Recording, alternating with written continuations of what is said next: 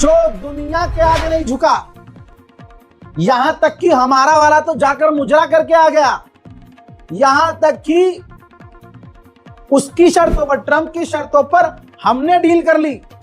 और अमेरिका कह रहा है कि हम भारत पर नजर रखेंगे कि रूस से अगर वो कुछ भी बिजनेस करेगा तो हम 20% टैरिफ ठोक देंगे। और उल्टा हमसे $500 बिलियन अमेरिका में लगवाएगा।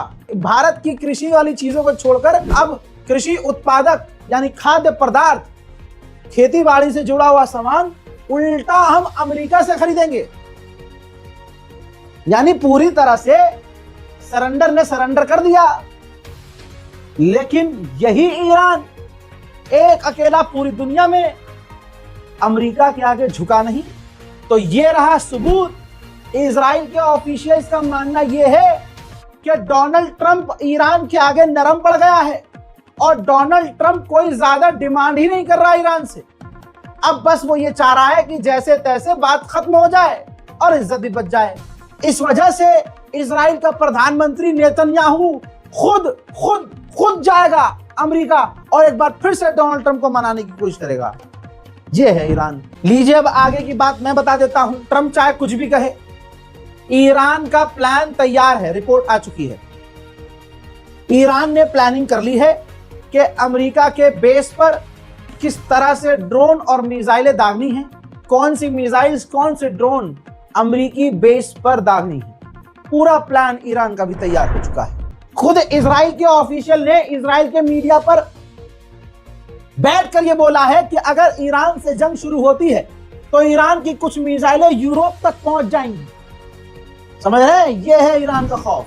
हजरात लीजिए, अब्राहम लिंकन, जिसकी वजह से अमेरिका बातचीत करने का ड्रामा रच रहा है कि इधर हम ड्रामा करेंगे और उधर ईरान के करीब हो जाएगा, थोड़ा सा टाइम मिल जाएगा अब्राहम लिंकन को, एयरक्राफ्ट कैरियर को ईरान के पास पहुंचने का। तो दोस्तों अब आप देख सकते हैं अरेबियन सी के अंदर अमेरिका का एयरक्राफ्ट कैरियर अब्राहम लिंकन पहुंच चुका है। और अगर आपको बताऊं तो एग्जैक्ट 700 किलोमीटर दूर अब अब्राहम लिंकन ईरान से है। और जब तक ये आप वीडियो देख रहे होंगे ऑब्वियसली और भी डिस्टेंस कम हो चुका होगा। अमेरिका में जब भी फुटबॉल मैच इंटरनेशनल और नेशनल लेवल का होता है तो F-22 इस तरह के फाइटर जेट जो है मैदान के ऊपर से उड़ाए जाते हैं और लोग सैल्यूट करते हैं, प्यार दिखाते हैं।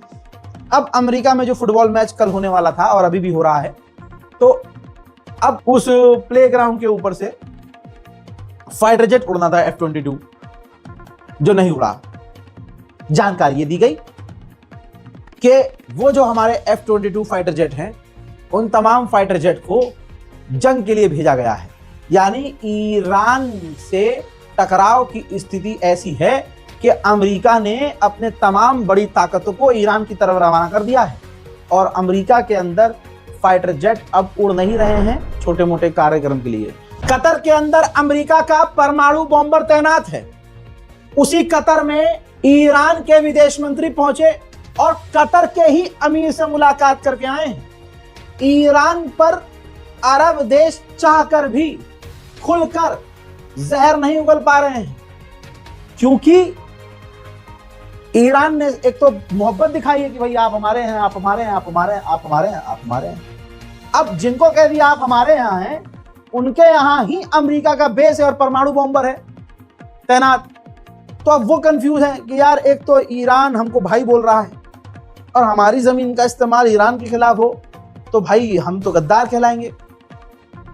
और अगर पलटवार ईरान ने किया, जो कि ईरान ने पहले कह दिया, हमें मुस्कुरा के हाथ मिलाया और हमारे कान में कह दिया कि बहुत मारूंगा अगर तेरे यहां से एक भी अमेरिका का जहाज उड़ गया मेरे खिलाफ।